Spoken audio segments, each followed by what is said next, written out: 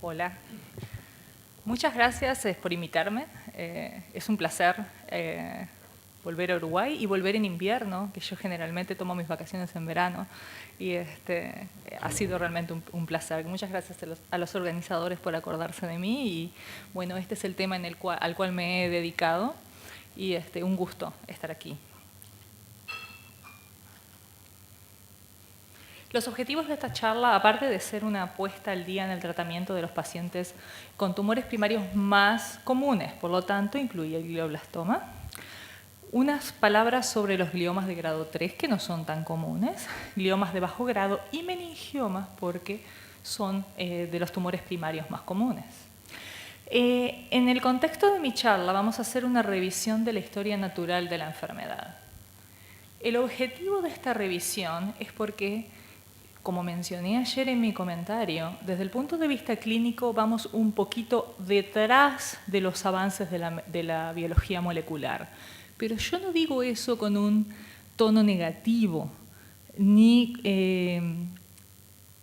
con la intención de frustrarnos desde el punto de vista clínico. Tenemos que entender la evolución natural de la enfermedad y por qué los avances de biología molecular anteceden la confirmación de si un marcador molecular tiene o no valor en la clínica por a veces muchos años. Necesitamos esperar que la enfermedad evolucione como naturalmente lo hace en el contexto de nuestros estudios clínicos para realmente probar si un marcador o una droga que son promisorias en el laboratorio realmente tienen implicancia clínica. También aprendemos con esto a optimizar el uso de nuestros propios recursos, a poder consultar colegas, también racionalizar el uso de estudios y en el contexto de esta charla voy a incluir algunos ejemplos de investigación en los cuales yo he tenido la oportunidad de participar, porque viniendo a Uruguay es una obligación justificar el esfuerzo del Proimbio, en donde el doctor Enrique Barrios, entre muchos, tomaron tiempo en educarme bajo la supervisión en aquel momento de mis supervisores, que fueron la doctora Delgado y el doctor Musé. Justifico con esta gráfica, que es más que nada la incidencia de tumores primarios encefálicos, el por qué vamos a incluir meningioma, glioblastoma. Los oligodendrogliomas en este gráfico están dispersos, pero por ser los tumores más frecuentes. El contenido de esta presentación va a estar disponible para todos. Las imágenes no tienen derechos de autor y los pacientes fueron anonimizados para que ustedes puedan usar las imágenes, ¿de acuerdo? A mí me gusta hacer presentaciones prácticas. Todos estos pacientes son reales y los pacientes con gliomas fueron vistos por mí el mes pasado. Son pacientes de julio. Este paciente, AB, es un paciente de 44 años, sexo masculino, que no tiene una historia médica relevante, no fumador, no toma. Estaba trabajando en Angola, trabaja en las plataformas de petróleo, o sea, en ultramar, cuando presentó una parálisis facial izquierda y inicialmente se pensó que era una parálisis de Bell, una parálisis del séptimo nervio. Duró 2 días, el paciente recuerda que mejoró, por lo cual él dice, sí, realmente esto es algo transitorio, pero desafortunadamente volvió a los 2 días y fue acompañado de más disartria y una mínima alteración de la motricidad fina de la mano izquierda, que hasta es difícil para él recordar que lo presentó en el momento. Entonces, fue transportado a la costa en Angola y lo primero que se hizo fue una tomografía, que es esta, que muestra realmente una anormalidad donde se pueden identificar 2 nódulos. Esta tomografía es de Angola y no puedo comentar mucho en la técnica, pero parecería una lesión multinodular en el lóbulo frontal, frontoparietal derecho. Cuando se hace una resonancia magnética, claramente esta lesión es multinodular y yo aquí presento un corte en el cual realmente parece que tuviera 2 lesiones. Entonces, antes de ser evaluado, Este paciente rápidamente se le hizo una tomografía de todo el cuerpo pensando que capaz que estas eran metástasis. ¿De acuerdo? Estamos hablando de alguien de 44 años. La lesión fue resecada completamente y la patología fue glioblastoma. Prácticamente 2 días después veo al paciente CD, 57 años, un poquito mayor que el otro, con alguna patología médica, es heterocigoto para factor 5 y realmente presentó una trombosis venosa periférica en el posoperatorio de la cirugía, un poco de colesterol alto, el septum cardíaco un poco hipertrófico, estaban en la duda de si tenía realmente una cardiomiopatía hipertrófica congénita o no, y presentó también una parálisis facial izquierda, por eso se me ocurrió presentarlos juntos. Y este paciente, esto fue en Calgary, entonces inmediatamente se le hizo imagen que muestra esta lesión, también en el hemisferio derecho, claramente realzando con el medio de contraste. Acá está la resonancia magnética de la misma y la resección completa. También fue glioblastoma y es en ese momento que el paciente viene a nuestra clínica. No hay demasiado para comentar en cuanto a la cirugía de los glioblastomas. Todos sabemos que la cirugía del glioblastoma no es curativa.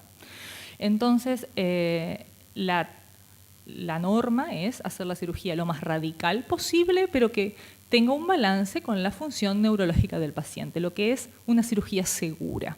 No hay estudios randomizados y no va a haber seguramente ningún estudio randomizado, porque los estudios retrospectivos son muy fuertes en determinar que la mejor cirugía es lo más amplio que se pueda, con un concepto muy importante. Cuando estamos tratando un paciente con glioblastoma, estamos tratando un paciente con criterio paliativo. Nosotros no curamos pacientes con glioblastoma. Entonces, la agresividad de nuestro tratamiento siempre tiene que estar balanceada con los riesgos de la cirugía, de la radioterapia, de la quimioterapia que le damos al paciente. Y está bien establecido que usamos antiepilépticos preventivos de convulsiones solo en el periodo posoperatorio, es discutido, pero nunca prolongado. Y eso es importante porque a veces vienen pacientes que nunca presentaron una convulsión y hace meses o años que están en tratamiento con anticonvulsivos y eso realmente no tiene sentido. Diferente si el paciente tiene convulsiones, en ese caso es muy discutido detener el tratamiento anticonvulsivo porque el 80% va a tener una convulsión de nuevo, si lo hacemos. Este es el estudio y traté de conservar la tabla original del estudio y al lado poner los títulos en español, que cambió el tratamiento de los glioblastomas y fue el estudio de STUP, S-T-U-P-P, que demostró que el agregado de temozolomida a la radioterapia mejoraba la sobrevida. Y esto, si uno toma el grupo general de los glioblastomas, estamos comparando una sobrevida mediana de 15 meses contra 12 meses. O sea que el beneficio es de 2 meses y medio solo.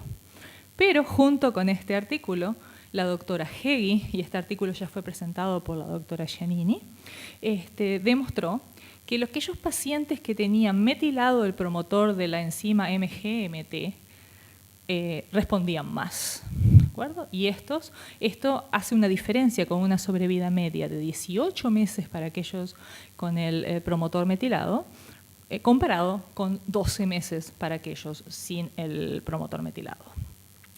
Este artículo fue actualizado, el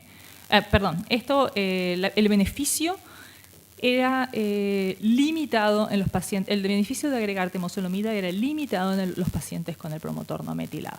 Este artículo fue actualizado y fue publicado en el 2009 de nuevo, con una actualización de la sobrevida, donde es la primera vez que observamos, si puedo usar el puntero, ahí está, que tenemos sobrevivientes de glioblastoma a 5 años, ¿de acuerdo? Un 10% de los pacientes con el promotor metilado y casi un 2% de los pacientes con el promotor no metilado.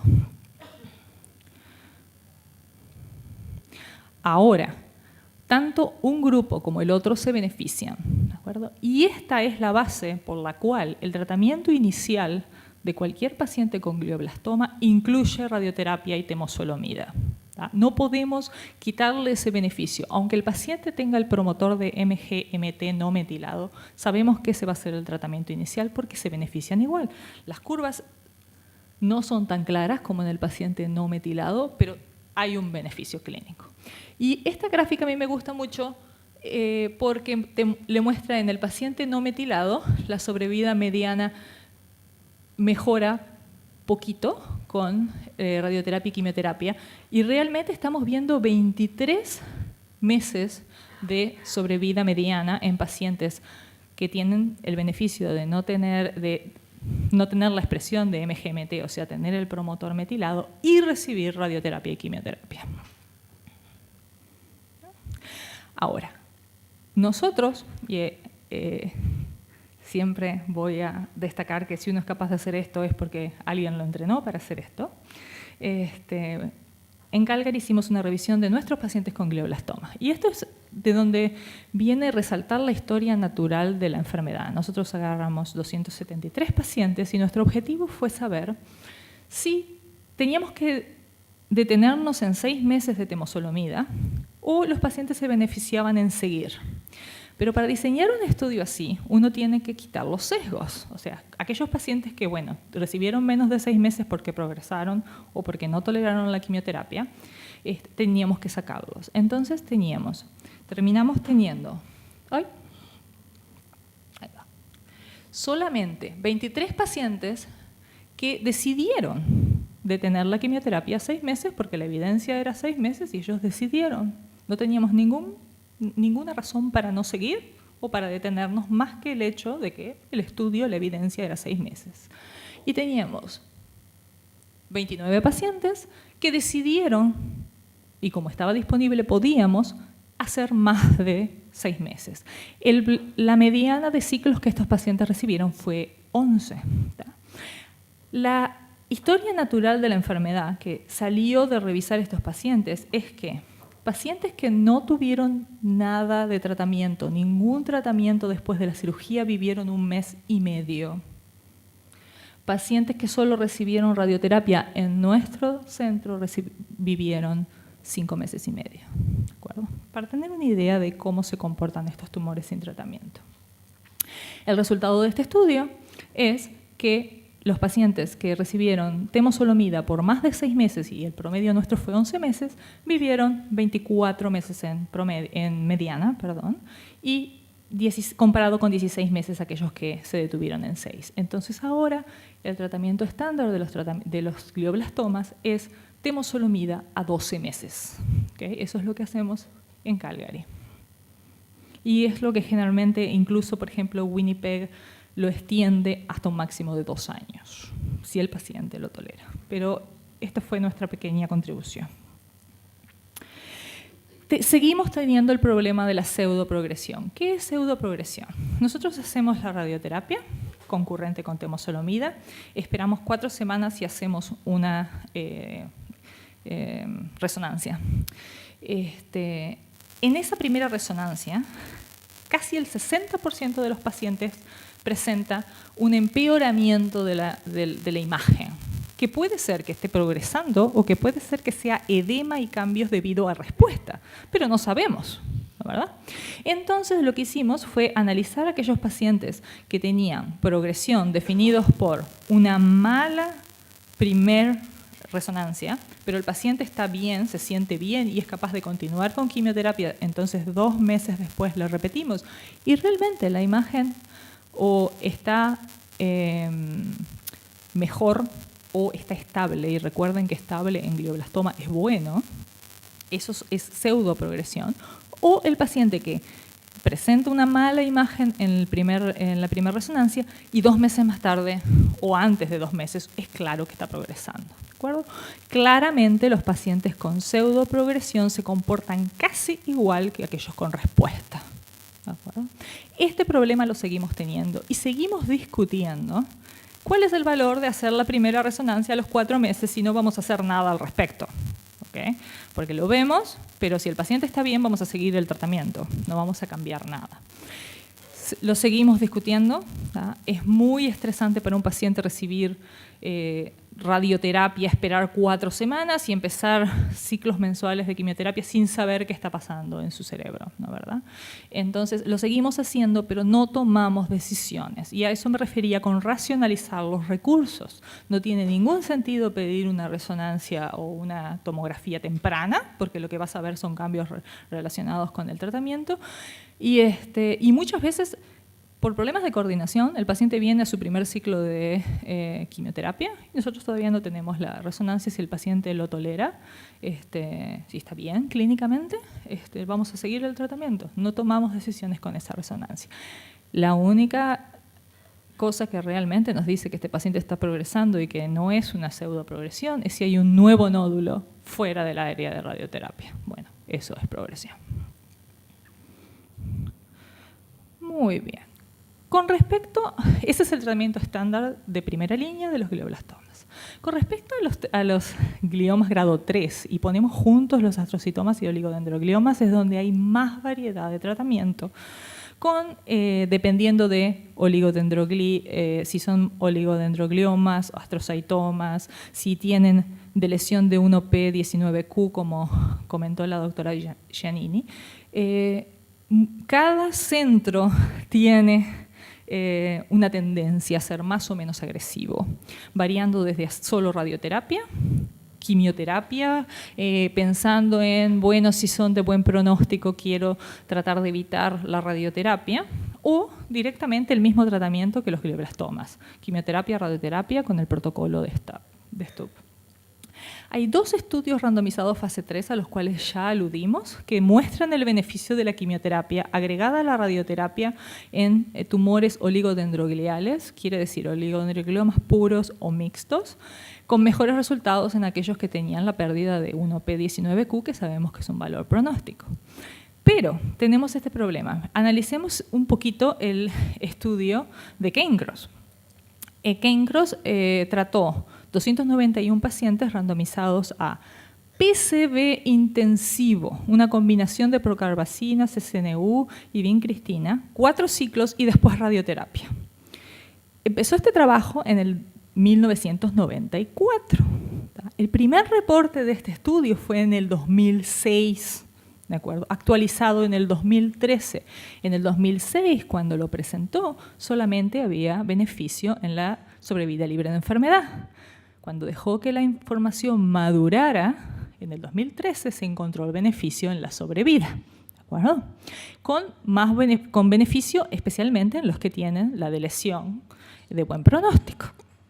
Esto es a lo que yo me refiero con vamos un poquito detrás de lo molecular, en el sentido de que tuvimos que dejar que los datos maduraran y hay un gran riesgo en reportar estudios antes de tiempo, ¿verdad? En ponernos ansiosos, en decir, quiero poder tomar decisiones ya. La diferencia de sobrevida claramente de 14 años, estamos hablando de años porque estamos hablando de oligodendrogliomas y estamos hablando de grados 3, en aquellos pacientes tratados con el tratamiento combinado con 4 años y medio en aquellos tratados con, 7 años, estaba leyendo el renglón equivocado, en aquellos tratados solo con radioterapia, con la de lesión de 1P y 19Q. Ahora, ¿cuál es el problema? Hace años que no usamos PCV. Este estudio fue empezado en el 1994. Entonces, incluso los centros agresivos que dicen, sí, yo le voy a dar a los grados 3 quimioterapia y radioterapia, están usando temozolomida porque temozolomida funcionó en glioblastoma, entonces lo extrapolamos. ¿Pero es cierto que PCV es igual que temozolomida? Yo no lo sé. ¿Ah?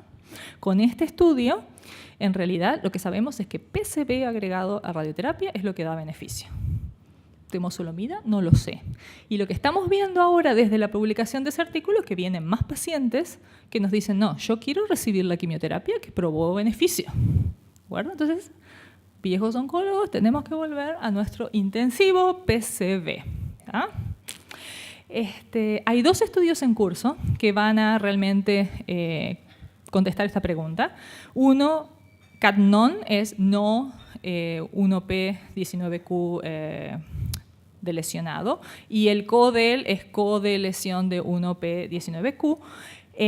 Muy interesante, el estudio de los que no tienen pérdida de 1P19Q va a comparar si el agregado de tomosolomida, realmente agregado a radioterapia, sirve.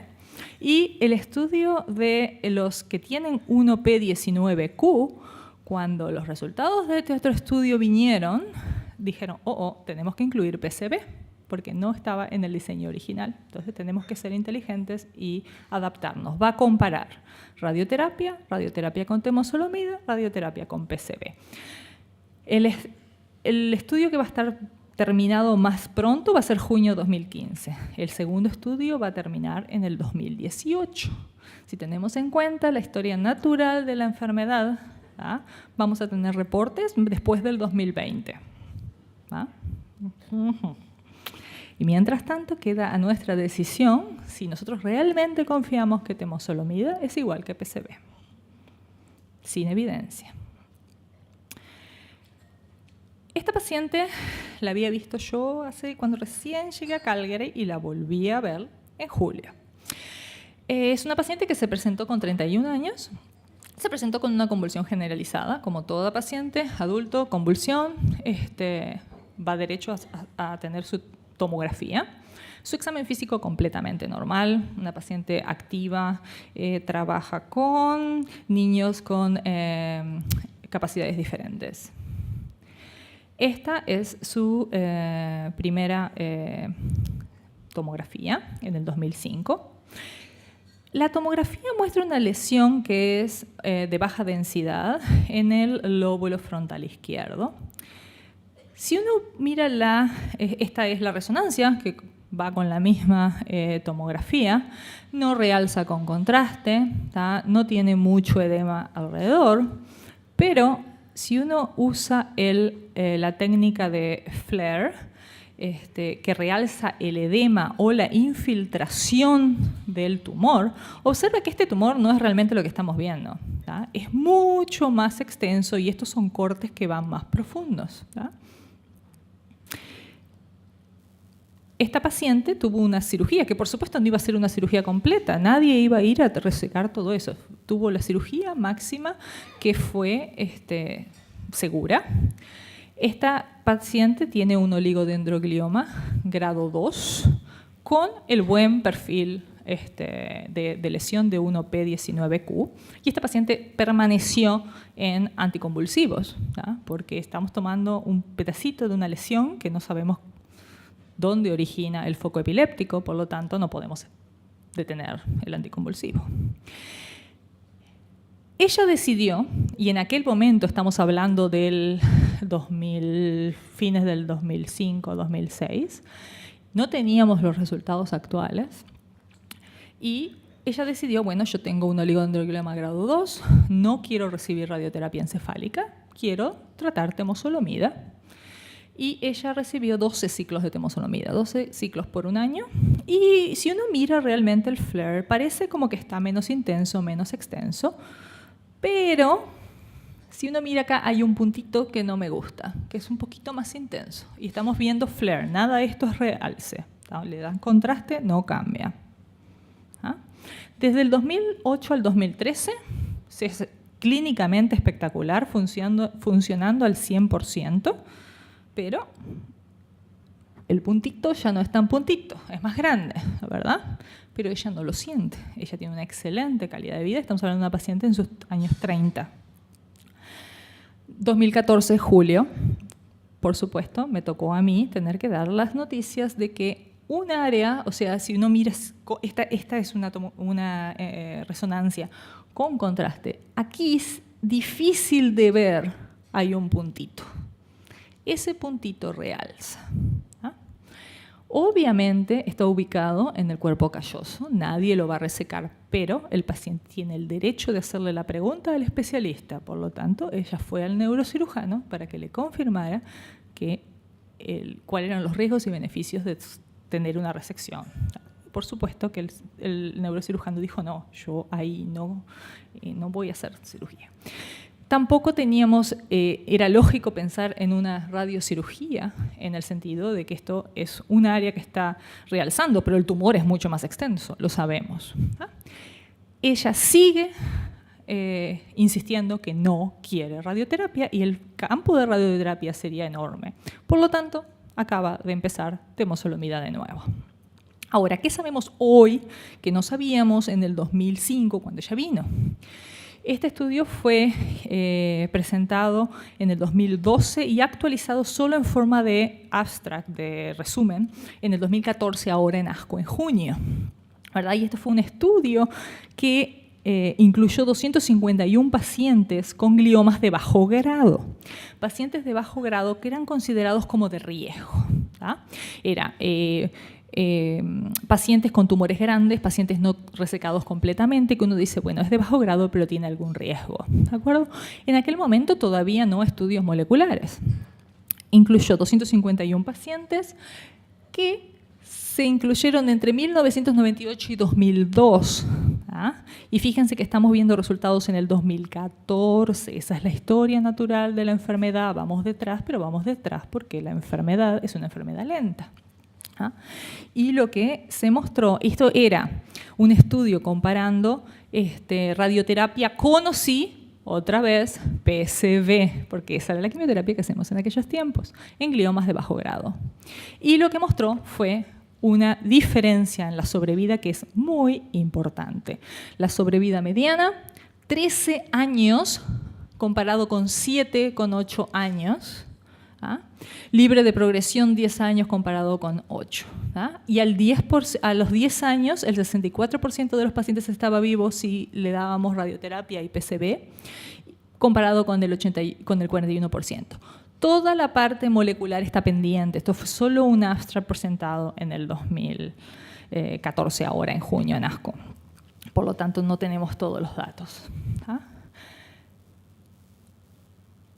Este estudio está pendiente, es lo mismo, pero con temozolomida, porque ahora estamos usando temozolomida, sabemos que el perfil de toxicidad es mucho más bueno, ¿ah? Y esto también fue presentado solo en abstract, en el 2013, todavía no tiene una publicación, todavía no vemos nada relevante, pero fue terminado en enero del 2013.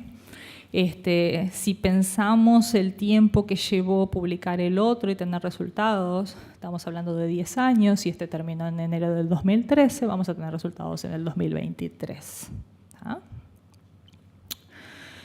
O sea, para mi paciente, si yo tuviera este resultado, quizás en el 2005 hubiera insistido un poco más en haber sido más agresiva en el tratamiento inicial. No lo sé. Cambiando de tema en este momento, nuestra última paciente. Y esta paciente en 1976 tenía 2 años de edad y lamentablemente fue diagnosticada con leucemia linfoblástica aguda, lo cual fue tratado con radioterapia encefálica y quimioterapia sistémica e intratecal. No logró una remisión completa, entonces continuó quimioterapia por varios años y su leucemia nunca recurrió, nunca recayó. Desafortunadamente, 19 años después, se presentó con cambios en la visión, fotofobia, un dolor de cabeza temporal izquierdo, y en el examen físico se notó que tenía edema de papila, con exudados hemorrágicos, lo cual quiere decir muy activo. Y esto es lo que la paciente presenta. Esta paciente presenta meningioma. Ahora presenta un gran meningioma, que es el que le estaba dando los síntomas, pero si uno mira, también tiene otros meningiomas, tiene múltiples meningiomas. Radioterapia encefálica es un factor de riesgo para el desarrollo de meningiomas, ¿de acuerdo? O sea que esta paciente presenta al menos 3 meningiomas que nosotros asociamos con el haber recibido radioterapia encefálica anteriormente. Resecamos el posterior, los otros 2 crecieron. Resecamos el que creció más, los otros 2 y el posterior crecieron de nuevo, ¿verdad? Y para hacer un resumen, esto es un abstract que presentamos. Esta paciente tuvo 10 cirugías de diferentes partes de los meningiomas Después de la cirugía número 5, presentó radioterapia del meningioma que estaba creciendo más rápido. Ninguno de estos meningiomas era chiquito, lo suficiente chiquito como para recibir radiocirugía, eran enormes meningiomas. Y cuando estábamos ya desesperados, después de la cirugía número 7, decidimos, porque claro, venía a nosotros, pero no hay una quimioterapia para meningioma. Entonces decidimos hacer el estado de metilación de MGMT, cosa que en realidad para meningioma no está aprobado, y una de las masas consistentemente era metilado. O sea, este análisis es retrospectivo, lo empezamos a hacer acá y vimos que había una parte que estaba metilada, MGMT estaba metilado y después hicimos todos. Es retrospectivo. Le dimos temozolomida porque dijimos, si tiene MGMT metilado, capaz que responde. No, el siguiente intervalo libre de progresión fue de 2 meses. No responde. Entonces, esto nos llevó al siguiente estudio, que fue un análisis de lo que teníamos en el laboratorio.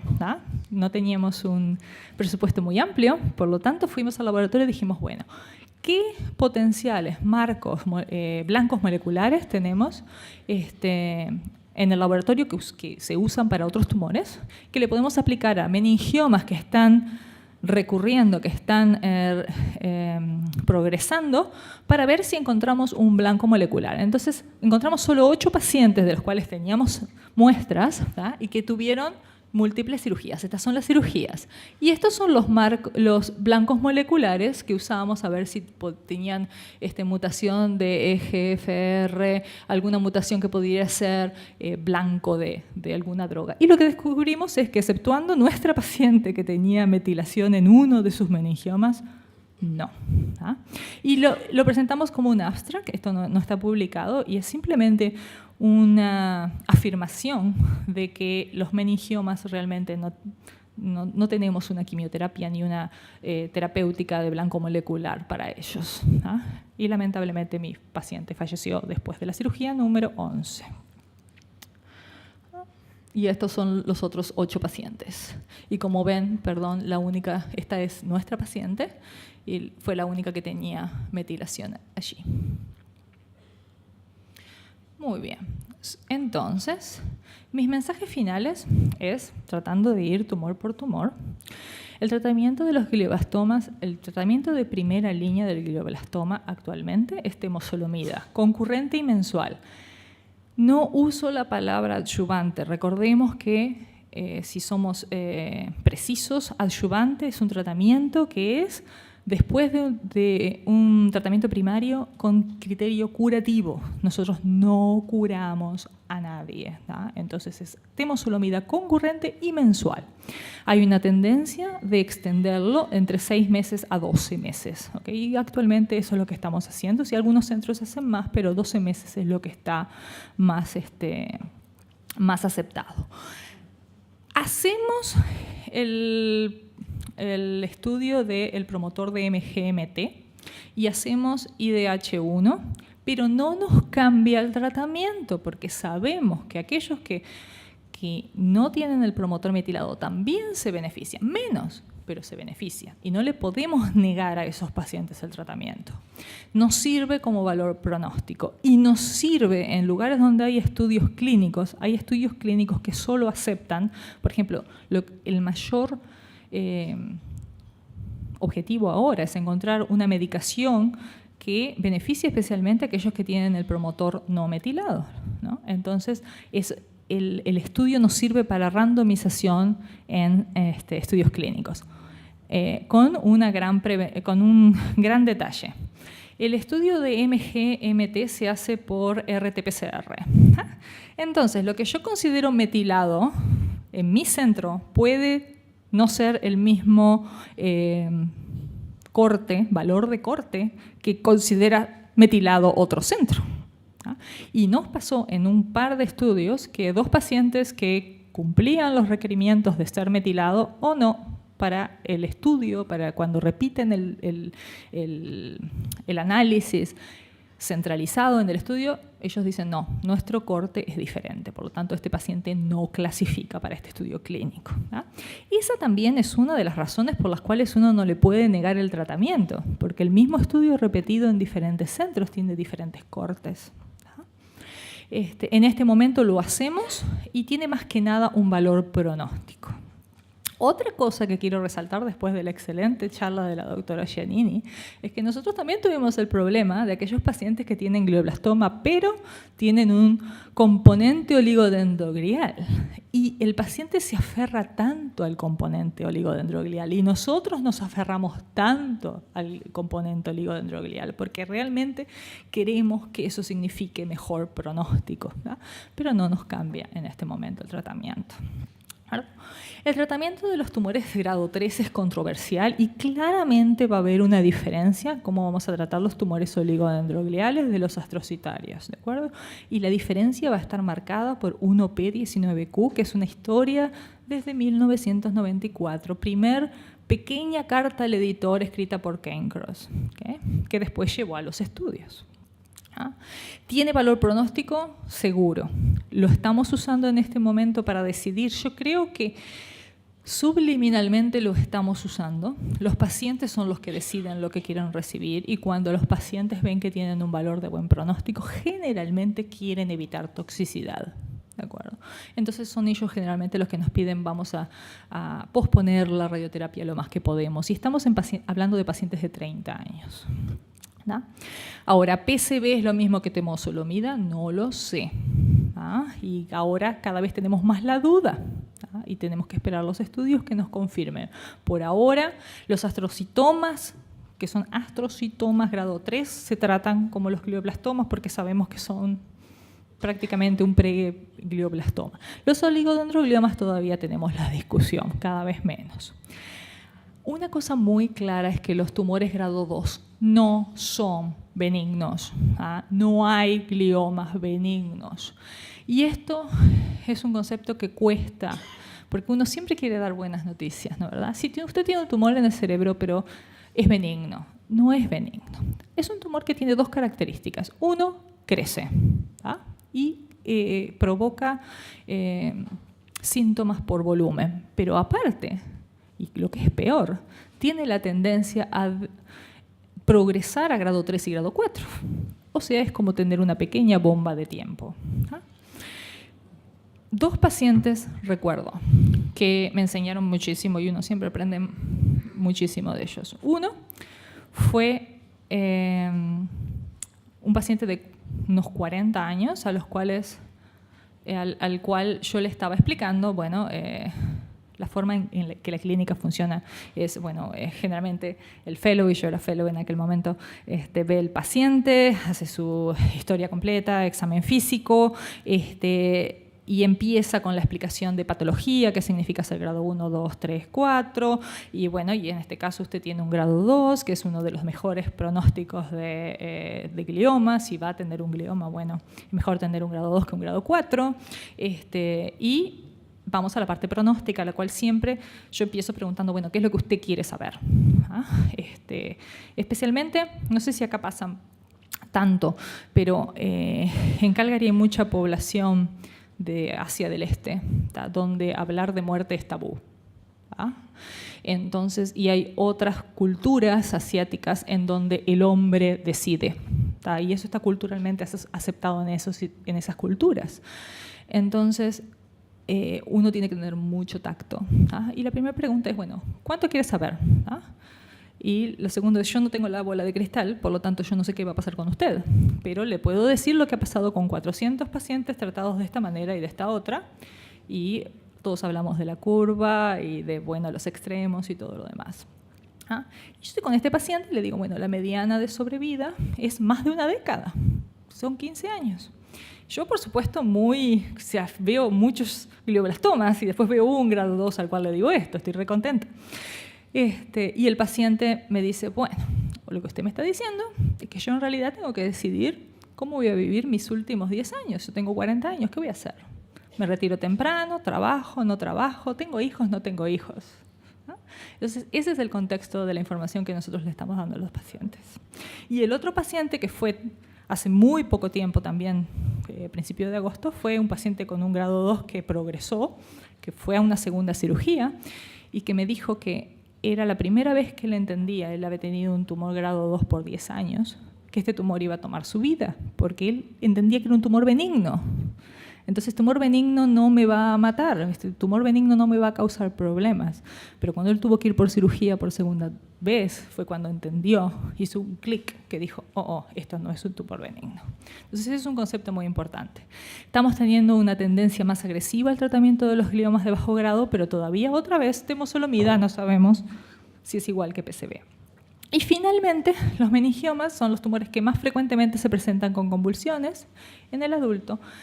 La radioterapia es un factor de riesgo, como vimos en nuestra paciente, y no responde a quimioterapia. Por lo tanto, la estrategia siempre se va a basar en una combinación de cirugía, radioterapia. Y si fuera, en algunos casos, si es un tumor pequeño y tenemos el mismo corte de 2,5 centímetros para la radiocirugía, podría ser utilizada.